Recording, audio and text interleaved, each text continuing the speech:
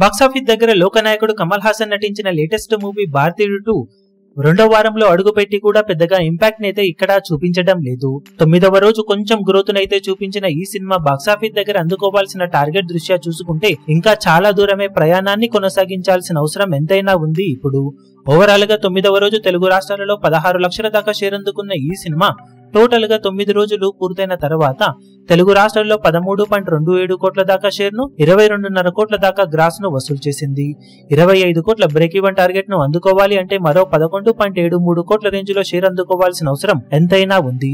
ఇక 9వ రోజు world wide గా 4.10 కోట్ల రేంజ్ లో గ్రాస్ ను వసూలు చేసిన ఈ సినిమా 2 కోట్ల దాకా షేర్ ను వసూలు చేసింది.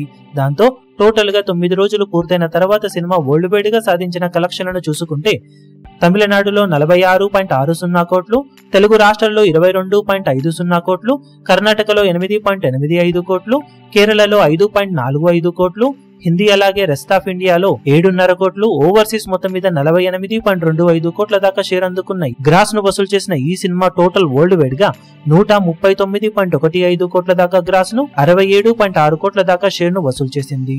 172 కోట్ల బ్రేక్ ఈవెన్ టార్గెట్ తో బరిలోకి దిగిన ఈ సినిమా 9 రోజుల్లో సాధించిన కలెక్షన్స్ కాకుండా ఇంకా 104.4 కోట్ల దాకా షేర్ అందుకోవాల్సిన అవసరం ఎంతైనా ఉంది.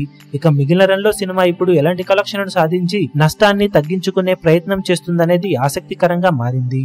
ఈ వీడియో మీకు నచ్చినట్లయితే లైక్ చేయండి, షేర్ చేయండి, ఛానల్ ను సబ్స్క్రైబ్ చేయడం మాత్రం మరవకండి. ఏ చిన్న అప్డేట్ ను మిస్ అవ్వకూడదు అనుకుంటే బెల్ ఐకాన్ ను ప్రెస్ చేయండి.